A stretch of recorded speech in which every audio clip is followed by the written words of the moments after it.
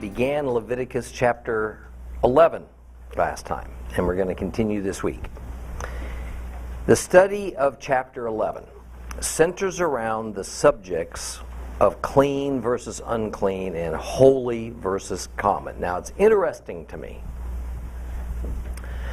that it is only Judaism where these words are used regularly and where the common religious person has at least some education in their meaning.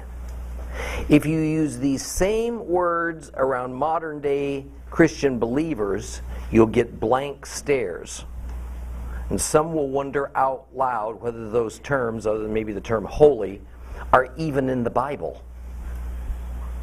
But the subject is central to the Judeo-Christian faith. And the lack of understanding, equally central to the weakness of the church of this age, comes together here. And we're going to see it. Let's see if we can't delve a little bit further into this matter today. Maybe we can take a step towards recovering these key God principles that have been lost. The final case we discussed in our last meeting had to do with a dead animal, like a common house mouse, coming into contact with some object like a pole, a pot or a bowl, and thus transmitting the uncleanness of death onto that object. So the question becomes, now that something has become polluted with an unclean dead animal, what's to be done with that object? The next few verses will give us an answer to that, so let's reread the last half of Leviticus chapter 11 in order to get our bearings. Leviticus chapter 11. That is going to be page 120 in your complete Jewish Bible. We're going to start reading at, let's start at 29. The following are unclean for you among all the small creatures that swarm on the ground: the weasel, the mouse, and various kinds of lizards, the gecko, the land crocodile, the skink, the sand lizard, and the chameleon. They are unclean crawling creatures, and anyone who touches them when they are dead will be unclean until evening. Anything on which one of them falls when dead will become unclean: wooden utensil, article of clothing, leather sacking, any utensil used for work. It must be put into water, and it will be unclean until evening, then it will be clean. If one of them falls into a clay pot, whatever is in it will become unclean, and you are to break the pot. Any food permitted to be eaten that water from such a vessel gets on will become unclean, and any permitted liquid in such a vessel will become unclean. Everything on which any carcass part of theirs falls will become unclean. Whether it's an oven or a stove, it's to be broken into pieces. They are unclean, and it will be unclean for you. Although a spring or a cistern for collecting water remains clean. But anyone who touches one of their carcasses will become unclean. If any carcass part of theirs falls on any kind of seed to be sown, it is clean.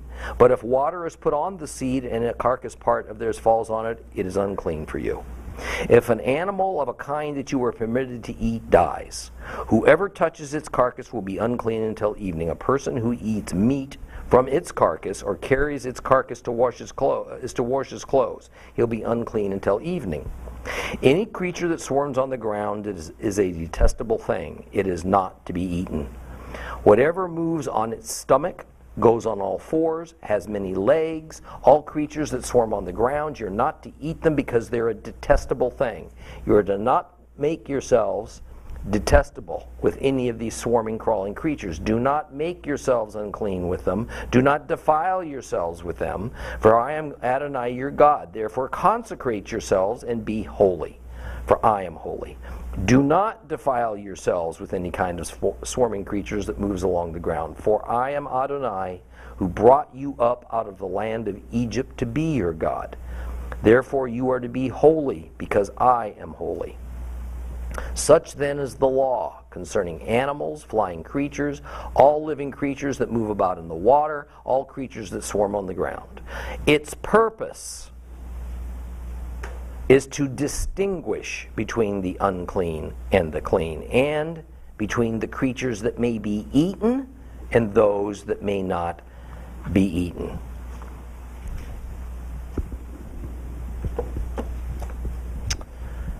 Now, most Bible translations have the last half of verse 32 stating something to the effect of any article, any utensil made of wood or leather or article of clothing, something like that. But that's not really correct. In the original Hebrew, what is typically translated incorrectly as article or utensils is instead the word vessel. The Hebrew word keli specifically refers to a container of some kind, like a bowl or maybe a water pitcher made out of wood, something like that. Maybe even a wineskin. The idea to understand here is that the vessel is made out of something porous, so it's absorbent of what fills it up. The solution for cleaning such a vessel is that it can be dipped in water, that is, it can be washed with water, and after the ritual washing that lasts until sunset, the end of the current day, the beginning of the next, the vessel was considered to be ritually clean again. But, as we're told in verse 33, if a dead animal falls into an earthenware vessel, pottery, it has to be destroyed and never used again. The same goes for an earthenware oven or a stove that could become defiled. It has to be broken, no longer used. Exactly why that is, scholars aren't sure. Because glazing and firing of clay pots was a known technology in the land of Canaan at this time. And when glazed, the problem with porosity and absorption is largely solved. Yet, there's no mention of that in this verse, that one needs to distinguish between a fired vessel versus an unfired vessel. Well, the elaborateness of the Judaism purity regulations that developed over the centuries is staggering. An entire tractate in the Mishnah called Kelim is devoted to this sole subject. Okay. One of the keys to keep in mind, one of the keys to the minds of the sages, rather, was whether a dead creature fell into or onto a vessel. Most of the time, a creature falling onto a vessel meant the vessel could be washed. When it fell into the vessel, its contents had to be destroyed, and usually the vessel. Therefore, a lid on it was a pretty good defense against the most serious and expensive incidents of contact with a dead creature. Now, as might be expected, not only the vessel, but of course everything in it was rendered unclean if a dead animal fell inside of it. However, this comes with a caveat that moisture must be present inside the vessel. That is, if there was dried grain inside the container, then all that was needed was to remove the dead animal, clean the vessel, and the dry grain itself was considered acceptable to eat. However, if the grain had water mixed with it, for instance, it was dough that had been left to rise, then the grain that formed the dough, so to speak, had to be disposed of. It seems that key to transmitting the pollution is water, or if this is a water pot or a wine vat, then all of the liquid was defiled and it had to be destroyed. Verse 36 tells us that if a dead animal falls into a water cistern or a well or a spring, there is no transmission of pollution to the well, cistern, or spring. However, the unfortunate person assigned with the duty to remove the carcass, now they become unclean. What a deal. See, here's the principle about water. When it's attached to the earth, a cistern, a lake, a stream, a mikvah, The water cannot be made unclean. On the other hand, water put into a portable vessel, like a pot or a bucket, it can be made unclean because it's not attached to the earth any longer. You see the difference? This lends itself to explaining why it is that a ritually unclean person or thing can be made clean by being immersed into water, provided that water is attached to the earth. Water attached to the earth can't contract uncleanness. It can only lend its purity to what's unclean. Now, keep this in mind always, because if you do, it will help you understand many things about the Hebrews' ritual processes, and even some of the reasons that Yeshua did what he did. Verse 28 tells us that dry seed for planting is not contaminated if a dead animal falls into it. However, if the seed has been dampened somehow, so it's ready for germination, then it's unclean and it can't be used. Then things switch a little bit in verse 39, because now clean animals are dealt with. And the idea is that death makes a normally clean thing, person, creature, unclean. So, for instance, if a goat, which is a clean animal, dies for some reason, the person who touches its carcass is unclean until sundown. Someone who eats this formerly clean but now dead animal also becomes unclean and must wash his garments. The same goes for someone who simply carries off the dead animal. Of course, the cause of the animal's death is the key to this. If the animal was slaughtered for a sacrifice or slaughtered for a meal, that's fine. No uncleanness exists. It's when the animal dies from disease or injury or accident or is killed by a predator that it contracts and transmits its uncleanness. Verses 41 through 44 again addresses this concept of shketz, which means abomination. And the instruction against eating any living creature that swarms, in Hebrew sharats, is repeated. Now obviously this is a very serious matter that it would be repeated with just in a few verses. Snakes, frogs, lizards, rats, mice, crocodiles, anything that slithers on its belly, crawls on all fours, darts around. These are things that are forbidden. Why? Because for Jehovah's own good reasons, these things are detestable to him, we're told. And the one who disobeys and does eat these things then becomes detestable, so to speak, to God, at least temporarily. This is not something that any Hebrew, and certainly not any of us, ought to ever be labeled as. And verse 45 reminds us just why God has set up this stringent set of rules for Israel. He says, because I'm holy, you must be holy too. See, this goes back to the Genesis concept that God made man in his image. God is so holy, man's to be holy. As intelligent as a dog, a chimp, a dolphin can be, there appears to be no evidence scripturally or scientifically to show that any living creature, except for a human, has the ability to comprehend God and a spiritual world.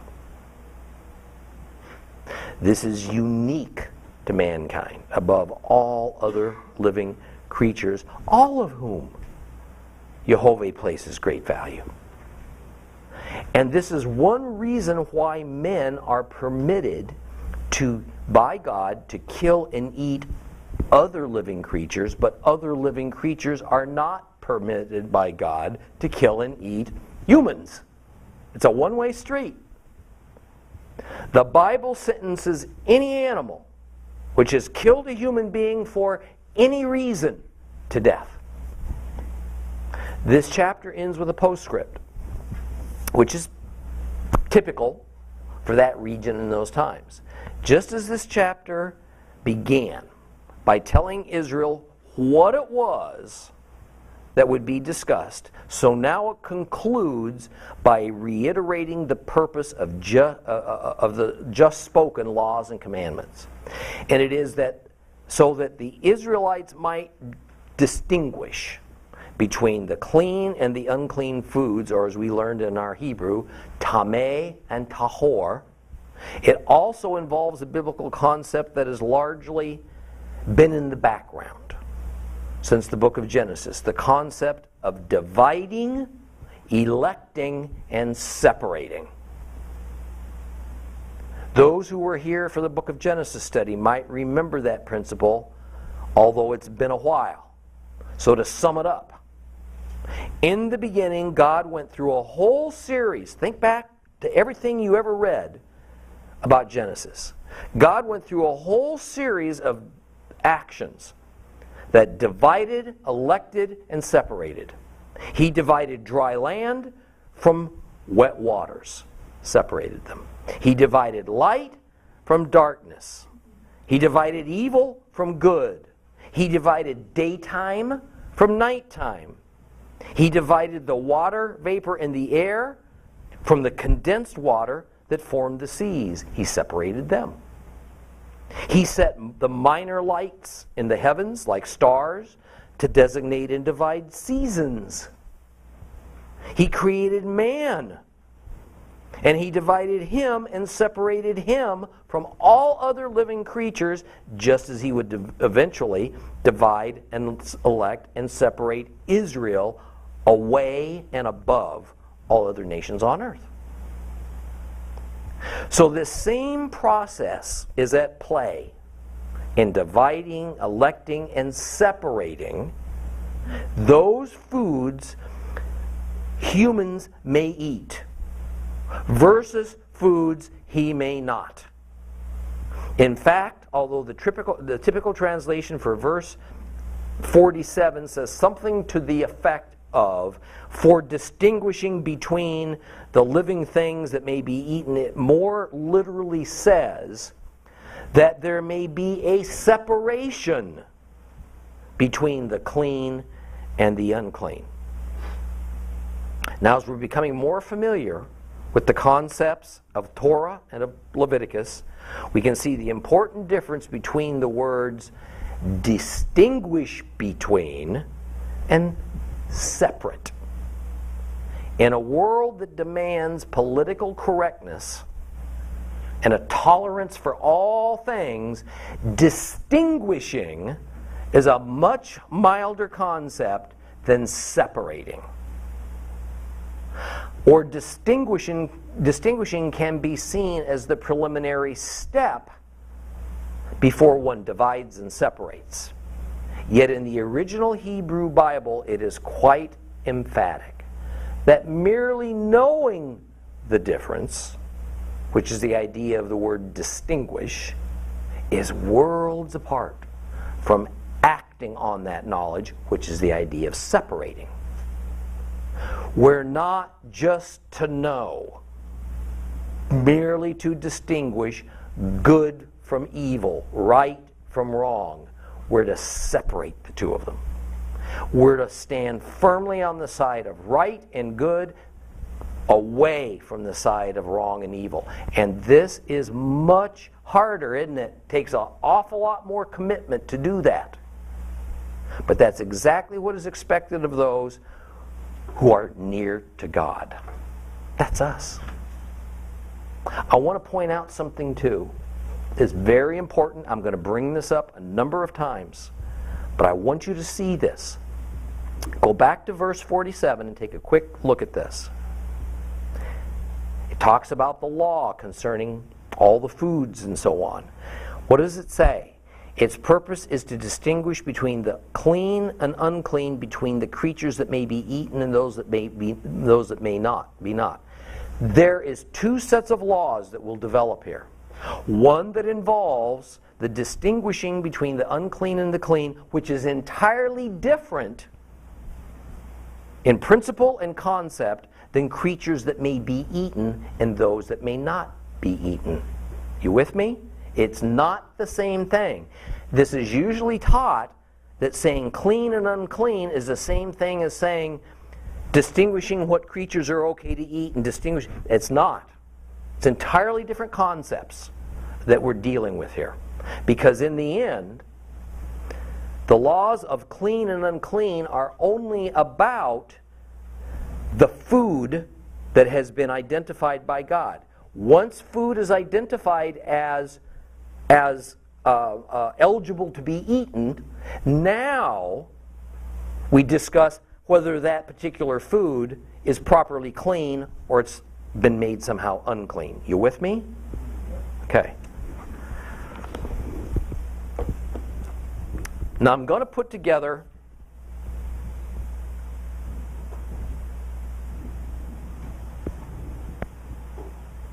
some puzzle pieces for you that hopefully might help in explaining these many questions you undoubtedly have right now concerning the relationship between sin and uncleanness, between holiness and uncleanness. And keep that word relationships in mind during this lesson, because it's going to be key to your grasping in a whole new way the method that Jehovah speaks through us through the Bible. But to get to where we need to go, I need to preface it with a discussion of languages and of styles of thinking, because these are the real barriers for us to cross so we can get to the truth. So hang in there with me. One of the more contentious debates that surrounds the Bible concerns language. That is, the currently widely held belief is that the Old Testament was originally written in Hebrew while the New Testament was first penned in Greek. There are scholars who are certain that parts of the New Testament were originally written in Hebrew or Aramaic, but were immediately translated into Greek and widely distributed in that language. But we're not going to delve into that particular argument today. Rather, we're just going to move forward with the assumption, the general assumption, the Old Testament was written in Hebrew, the New Testament in Greek, because the oldest manuscripts found for each testament thus far, indeed, are Hebrew of the Old Testament, Greek for the New Testament. So we'll just leave that. However, that doesn't change another critical assumption, and this one is a biggie, that the Hebrews wrote the entire Bible, Old Testament and New Testament. The one possible exception was Luke, but that's debatable. Be that as it may, even if Luke was not a Hebrew, he represents but one small piece of a biblical record, and in fact, what Luke did, and he admits it, is to paste together written and personal accounts from the many Hebrews that had information on the subjects he was interested in. And that all other Bible writers were Hebrews, that has never come up against any serious academic challenge at all. That said, it makes the Bible itself a thoroughly Hebrew document. Now, does the specific culture, Hebrew, of the biblical writers even matter? Oh, you bet it does. It is a given in sociology, anthropology, linguistics, and just simple observation that language is a reflection of its culture, and that any culture is embedded in its language. When at the Tower of Babel, Jehovah divided and separated the one common language of the world into many, the result was far more reaching than simply that a whole bunch of people who suddenly had almost no way to communicate among themselves, that this was so because they'd lost the ability to each have the same language. There was more to it than just simply that. People who could still communicate among themselves, like extended families and tribes, stuck to one another, and they formed groups out of necessity, and then those groups went their separate ways, achieving the Lord's purpose of what he did at the Tower of Babel, which was to disperse the people and populate the whole globe. Now, inevitably, though, each of these language groups, now effectively divided and separated and in some cases isolated by language from the other groups, they developed their own unique concepts, ideas of life and death, morals and ethics, law and justice, priorities and values, so on and so forth. They developed into their own separate groups of nations, of cultures, each with their own language and customs and values. So language and culture are indelibly linked. Every unique culture has developed a set of philosophies and concepts that it operates upon. And many of these are totally unique only to that culture. More, the native language of that culture always develops words found only within their language, which embodies some of their one-of-a-kind cultural concepts. Therefore, some cultures have ideas and concepts that simply have no parallel in other cultures or languages. The point of this is that language and the culture it represents often have concepts that are very difficult to communicate to anybody outside that culture. Because A, there's no words that have been invented within those outside cultures to express that concept. And B, it's because it is possible that certain concepts exist only within that one culture in the first place, so there are no words. There's no reason for having words for it in other cultures and languages. My wife has a lifelong friend who is a Mexican believer. She explains that there are a number of words in the Mexican Spanish dialect for the word love. And each of these words expresses a slightly different aspect of love. The problem is, most of these Mexican words for love have no direct English equivalent, because those particular aspects of love are foreign to Americans. They only exist in the Mexican culture. So it is difficult, if not impossible, to communicate those thoughts to somebody outside of the Mexican culture. This is the crux of the problem that we have when trying to understand the Bible, when trying to comprehend what those words meant to the ancient Hebrew people who wrote them, rather than simply what they say when they're translated into a different language and applied to a different culture. It's pretty complex, but there's more. Hebrew culture in the Bible times also revolved around a certain way of thinking, a way that was common for that era, the way information is mentally processed. This was naturally reflected in their language, Hebrew.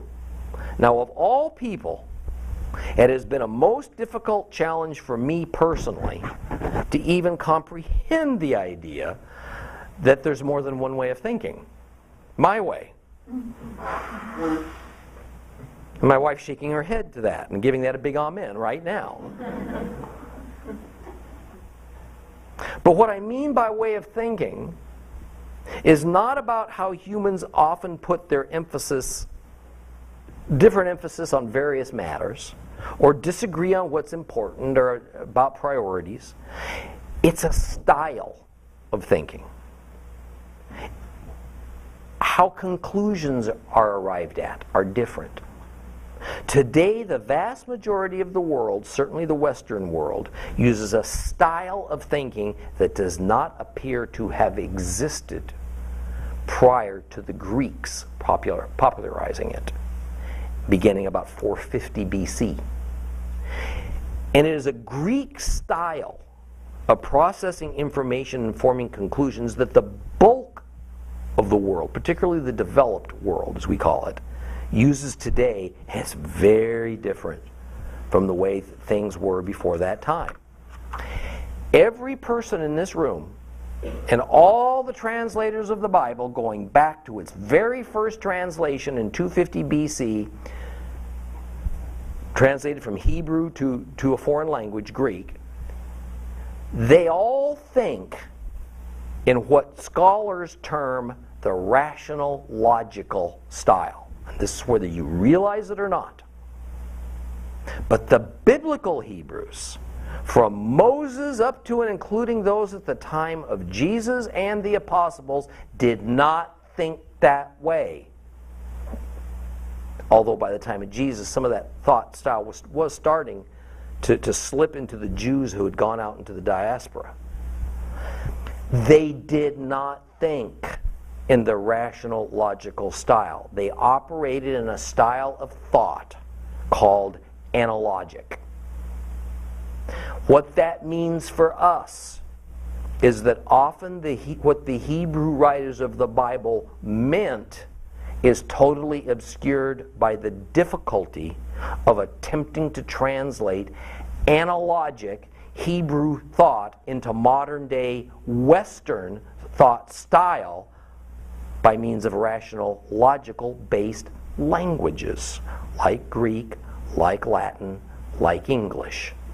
And I'm going to explain the significant difference between analogic thought of the writers of the Bible and the rational, logical thought of the Bible interpreters and of each of us. So I want to ask you to take a deep breath now, shake off the cobwebs, pay close attention to this. I can't tell you of the emails that I have received from people around the world that said this has helped them to begin to think of the Bible in a different way more than anything they've ever tried before.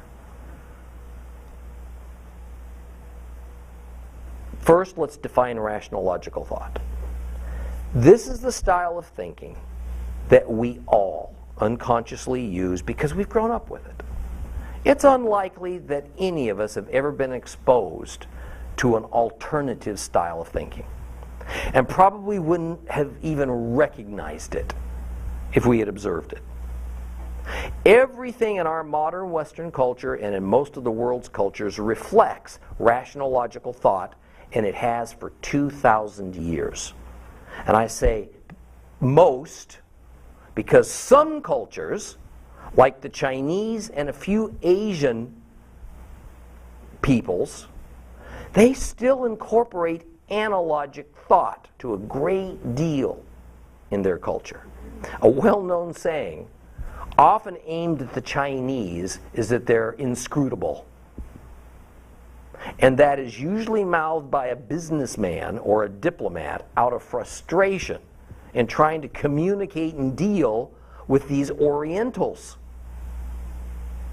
That is, we simply can't seem to understand these strange people. How they think is just a mystery to us.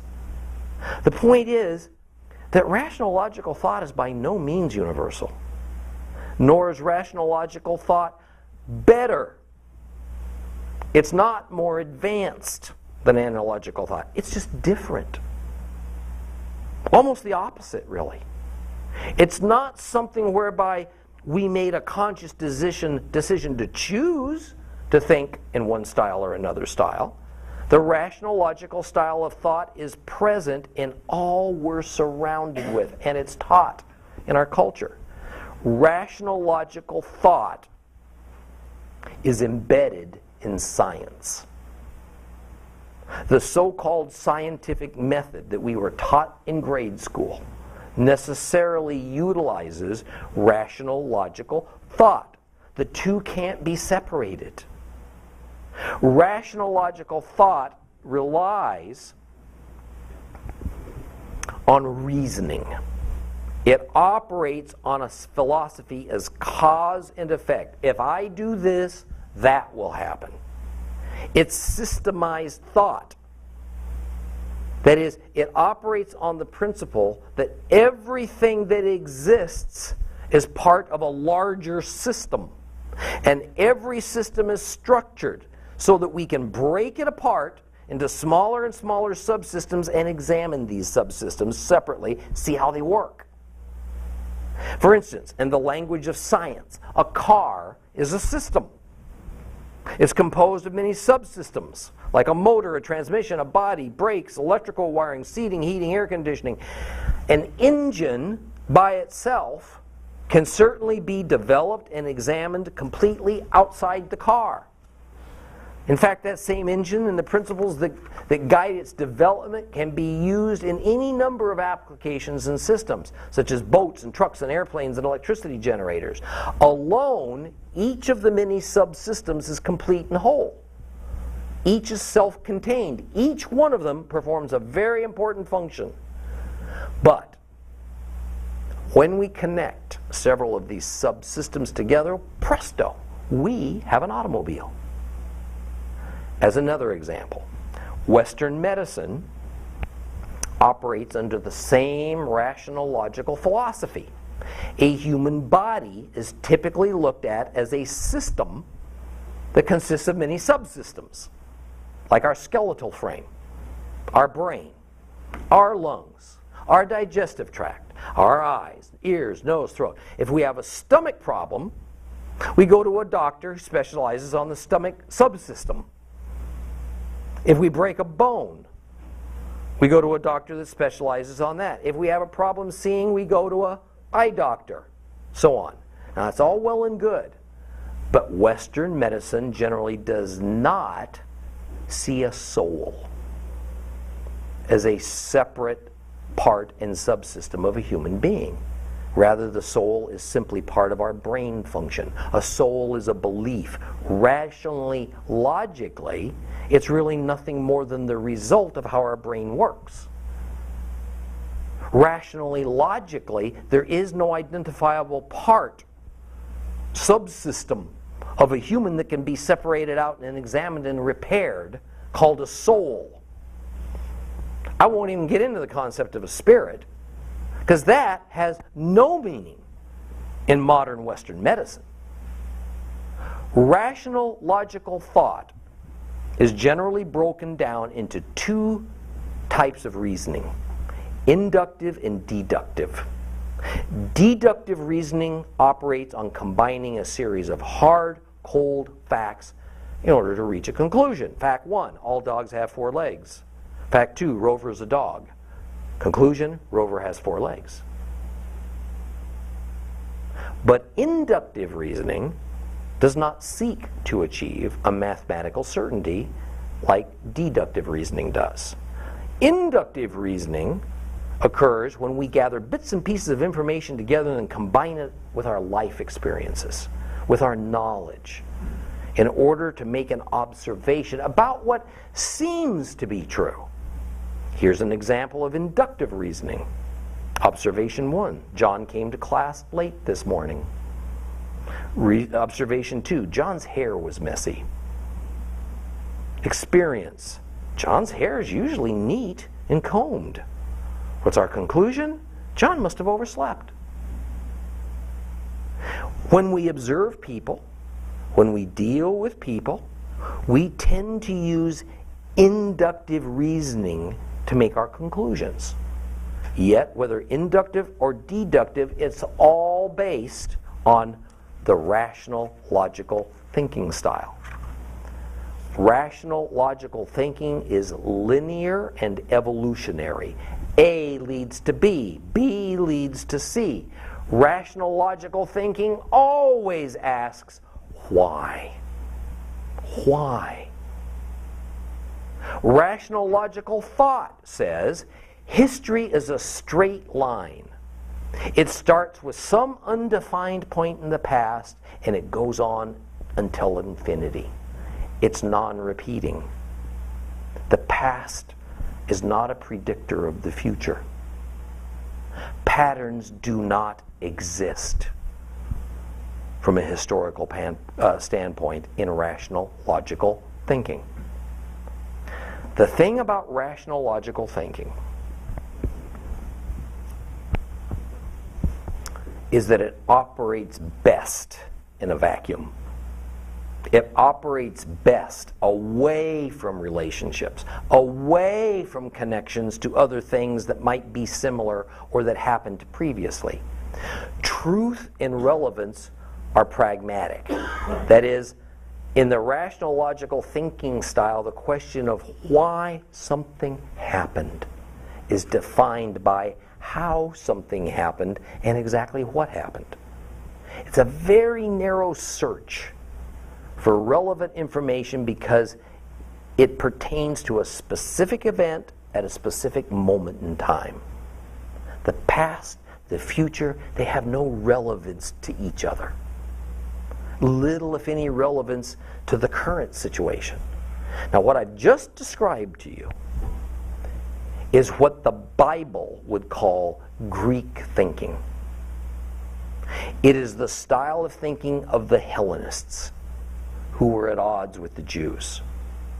And in a few minutes, I think you're going to see why that style of thinking simply does not know what to do with the Hebrews who thought in an entirely different style, analogically. Now, before I try to explain what analogic thought is, and I repeat to you, this is the type of thought that all the writers of the Bible used. Let me state, there's nothing wrong, there's nothing ungodly per se, there's nothing faulty about rational, logical thinking. Nothing. Provided we acknowledge that it isn't the only style of thinking and it has its own built-in limitations. For instance, the universe is created by Jehovah doesn't necessarily operate in the rational, logical way as scholars and scientists might try to pound square pegs into round holes. Rational, logical thinking is necessarily man-centered. It's totally dependent on factoring in the four dimensions that are observable to our universe: length, width, height, and time. The credo is that only things that can be scientifically observed, tested, and that those tests are repeatable, only that is real. It relies on the power of the human mind to discover and then to use those discoveries to make decisions and judgments. What cannot be proved by logic and reason is thus invalid. Now, analogic thinking. Analogic thinking is an entirely different animal. It operates based on established patterns and models. Analogic thinking searches for and recognizes common foundational truths that are shared between similar things, even though those particular similar things aren't completely alike. For instance, the operation of the wings of an airplane is to a degree like the operation of the wings of a bird or of a flying insect. Certainly beyond the ability to fly, and having some structures that stick out called wings, there are precious few similarities between birds and jets. Yet the same principles of aerodynamics are at work in both flying creatures and flying airplanes. Analogic thinking relies on relationships and on connections. For instance, notice that what we've been reading in the Torah in general, and Leviticus in particular, does not ever attempt to explain the reason for each new law or commandment or instruction. Rather, another but a similar law or instruction is just added to the mix, and then another, and then another. The relationship between all these laws and instructions creates an overall picture, and it's that that establishes the meaning. So if you're like me, and you might ask yourself, after studying Leviticus, why can't I eat pork? In reality, the answer is simply because it conforms to the underlying principle behind all the other laws. That's why. That is, the new rule is what it is for the purpose of staying in perfect relationship with all the other rules. That's why. The original Genesis pattern, therefore, becomes the context in which everything else that comes later must conform. Yeshua spoke often in a particular kind of analogic thought style called parables. A parable is a purely analogic thought style, embodied in his sometimes puzzling parables were spiritual principles and patterns that exist, and they never changed. But he got his point across by applying principles of established and understood patterns to other things that didn't on the surface necessarily even seem similar. In fact, sometimes the dissimilarities were so big that people then had, and still today have, a hard time understanding the meaning of his analogies. Why? Because they didn't see the patterns that connected it all. What does a mustard seed have to do with the kingdom of heaven? Why would anybody throw valuable pearls under any circumstances to farm animals like pigs? Why would you do that? What does running out of oil to keep an oil lamp burning have to do with his returning? The answer is in the long established spiritual principles and patterns. The thing about analogic thinking is that it must have a pre-existent original pattern from which to progress and model itself after. So the important issue in the analogic thinking style of all the biblical characters is which pattern is true and relevant to my current situation. That's how they arrived at their conclusions. Which pattern is true and relevant to my situation? Therefore, in the Greek style of thinking, the search is always for why. But in the Hebrew style of thinking, the biblical style of thinking, the search is always for which. Upon recognizing which pattern fits a particular regulation or circumstance, then the meaning of it becomes clear. Analogic thinking also tends to see things as microcosms. A microcosm simply means it's just a little world all into itself, a miniature universe that's kind of a model of a larger and more elaborate one. A family, for instance. A family is a microcosm of a community. That is, a family is just a miniature-sized group of people that is similar in principle and structure to a larger group of people called a community. Well, now that we understand the basics of the problem, let's get to the practical terms of what this means to us and to our study of the Torah. We know that Hebrew is a language embodying a culture of analogic thinking. On the other hand, Greek is a language embodying a culture of rational logical thinking. Hebrew is a completely separate culture with a completely separate and unique language that was designed to communicate the Hebrew's unique concepts. And the Hebrew concepts, as we see in the Bible, are based on the mind of God and the information He gave to them and them alone in the form of the Torah and then later on other scriptures.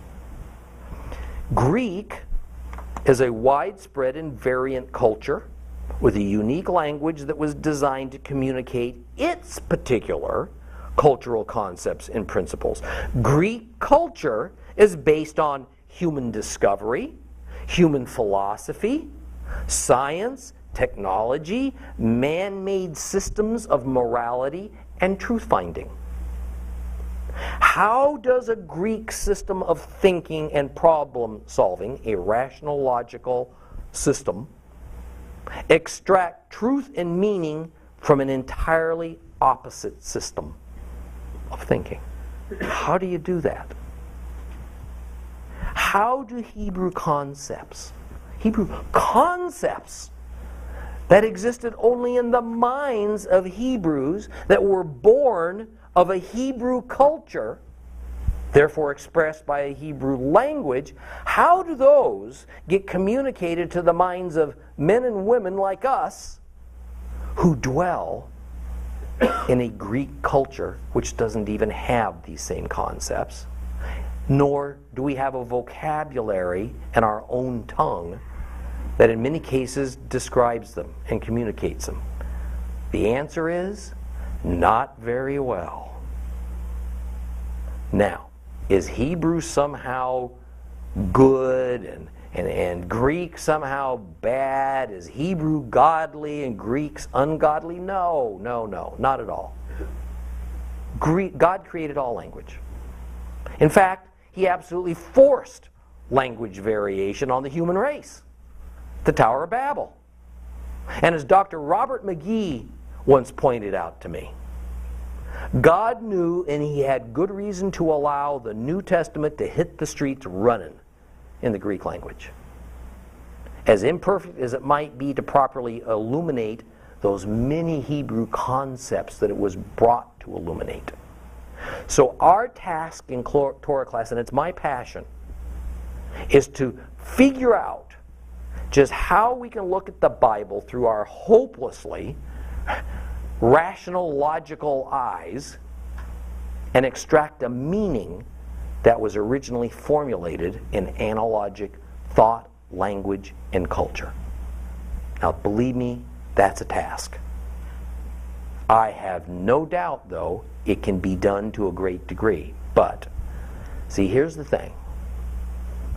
It takes a willingness to let go of false doctrines and traditions that were created by rational, logical thinking men who despised the Hebrews and Israel. Men who could not bear the thought of bending and trying to approach the Hebrew Scriptures and even the New Testament from the different mindset of those who actually wrote it. This would have involved validating the Jewish culture, the Jewish thought style, something that by the middle to the late 2nd century was unthinkable for the Gentile-controlled church that wanted no form of Jewishness to remain within it. We're going to conclude this week and move on into Leviticus chapter 12 next time. That ought to keep you busy for a week. Think about it. Father God, thank you so much for a word that begins to clarify. Father, I realize that what was spoken here today may in some ways initially confuse. It adds a whole new way of thinking about things that we of the Western world didn't even know in many cases existed. But Father, it was this way that your word was originally received. So Father, I ask you to give us grace to be able to let go of the things we've always needed to let go of, things that never should have been in the first place. They weren't created from you. They weren't ordained by you. They were created by men who had agendas and philosophies and reasons, sometimes personal, for creating doctrines and traditions that have led us down into a dark alley that has a dead end to it. I ask you, Father, to return us to wanting to know your scriptures, to finding our truths there at the guidance of the Holy Spirit that you have put within us. And he's only here, Father, because we've been forgiven by the blood of our Savior. Father, take this knowledge that you've given to us and use it in our lives, that we may indeed be your hands and feet in this world. We bless your holy name in this place, Lord. Amen. There will be a test next week, okay?